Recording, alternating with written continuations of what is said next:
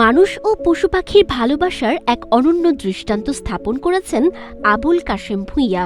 ১৯৯৩ সাল থেকে তিনি পাখি ও প্রাণীর প্রেমে মগ্ন। কাশেম ডাকলেই উড়ে আসে বক, ঘুঘু, শালিক। কেউ আসে খাবারের জন্য, কেউ স্নেহের টানে। কাশেম যেন পাখি ও বন্য প্রাণীর অভিভাবক। এলাকার সাধারণ মানুষ ও সুশীল সমাজের প্রতিনিধিরাও বিষয়টিকে স্বাগত জানিয়েছেন।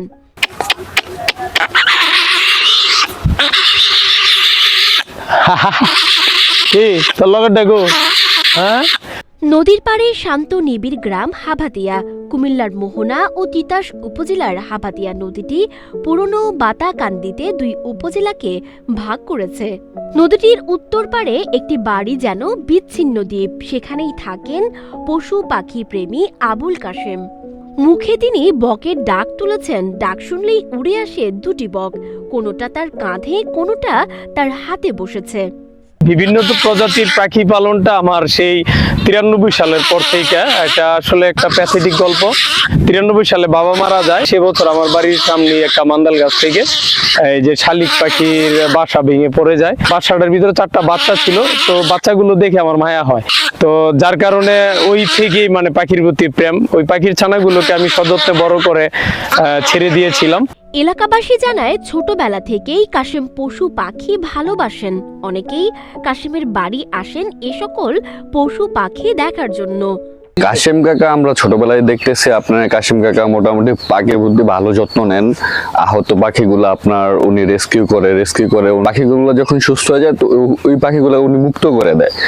ছোটকাল থেকেই দেখে আসতেছি যে উনি হচ্ছে পাখি যেগুলো হচ্ছে হাত পা ভাঙা ওগুলো উনি রেস্কিউ করে। বাতিজা সাংবাদিক কাশেম ওই খুবই শৌখিন মানুষ, পশু পাখি প্রতি খুব ছোট সময় লালন পালন করার জন্য ওই নিজ অনেকগুলা রাজহাঁস এবং আমাদের গ্রাম্য জাতীয় যে হাঁস এগুলো অনেকগুলো পারে। বিভাগীয় এক বন কর্মকর্তা জানিয়েছেন পশু পাখিরা বুঝতে পারে কোথায় তারা নিরাপদ। প্র্যাকটিস যারা প্রাণীকে ভালোবাসে তারা ওই মানুষটাকে খুব তাদের নিরাপদ আপন মনে করে। এই জন্য শুধু যে পাখি নয়, আবুল কাশেমের যে পাখি আসা সেটা নয়, কুমিরের মতো বন্য প্রাণীও পোষ মানে তাদের কাছে আসে। সমসাময়িক সময়ে প্রায় দেখা যায় বিভিন্ন প্রাণী নির্যাতনের চিত্র। ঠিক এমন সময়ে আবুল কাশেমের মতো পশু পাখি প্রেমী ব্যক্তি এক অনন্য উদাহরণ হয়ে থাকবে মানুষের মনে। সানজিদা আফরিন, সোনিয়া, নাগরিক প্রতিদিন।